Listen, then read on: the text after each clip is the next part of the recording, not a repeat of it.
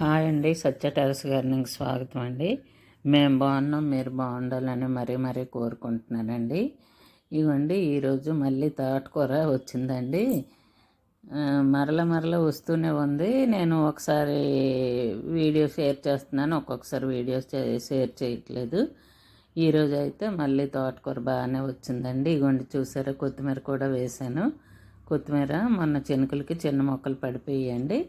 కొంత వచ్చింది, కొన్ని మొక్కలు మట్టిలో కలిసిపోయినట్లు ఉన్నాయి. కొద్దిగా లైట్గా వచ్చింది కొత్తిమీర. తోటకూర చూడండి ఎంతంత పెద్ద మొక్కలు. వర్షం కూడా 3 రోజులు కొద్దిగా వర్షం పడింది కదండి, అందుకని తోటకూర అయితే చాలా ఏపుగా పెరిగింది. ఇవ్వండి తోటకూర చూడండి. తోటకూరను ఈరోజైతే ఒక తోటకూర హార్వెస్ట్ చేశానండి. కొత్తిమీర ఉంది, పచ్చిమిర్చి ఉన్నాయి, కానీ తీసుకోలేదు. కొత్తిమీర పచ్చిమిర్చి ఇంట్లో ఉన్నాయి. ఇంట్లో ఎప్పుడు అవసరమైతే అప్పుడే కోసుకుంటున్నాము, అందుకని అవి అయితే కోసుకోలేదండి. అవండి ఎంత బాగుందో తోటకూర, చూసారా. చక్కగాను తోటకూర అయితే చాలా టేస్టీగా ఉంటుందండి. మీరు కూడా కొంచెం ఆకుకూరలు, పూల మొక్కలు పెంచుకుంటారని నేను ప్రతిసారి చెప్తున్నాను కదండి.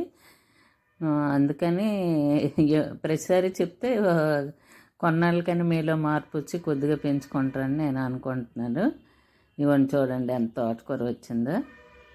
గులాబీలు కూడా బాగా పూస్తున్నాయండి మాకు, చూశారు కదా. ఎప్పటికప్పుడు గులాబీలు షార్ట్స్ రూపంలో షేర్ చేస్తున్నాను. గులాబీలు, వైట్ గులాబీలు, రెడ్ గులాబీలు బాగా వస్తున్నాయండి. ఇదిగోండి, ఇక్కడ కూడా గులాబీ పూస్తుంది, కట్ చేసాను. బొగడు బంతి అన్నీ నేను హార్వెస్ట్ చేసుకున్నాను. చక్కగాను పోలిపాడ్యం పూజకి అయితే మంచి ఫ్లవర్స్ వచ్చాయండి. వైట్ గులాబీలు, రెడ్ గులాబీలు చాలా ఎక్కువగా వచ్చాయి.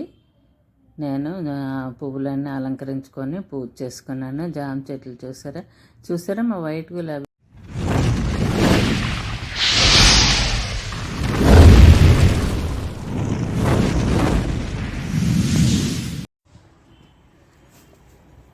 ఇగోండి మా రెడ్ గులాబీలు కూడా చూడండి ఎంత బాగున్నాయో. గులాబీలు అయితే గుత్తులుగా వస్తున్నాయండి, వైట్ రెడ్ కూడాను. చక్కగాను 100 రూపీస్ పెట్టి ఒక గులాబీ ప్లాంట్ అయినా తెచ్చుకొని పెంచుకోండి, చాలా హ్యాపీగా ఉంటుంది.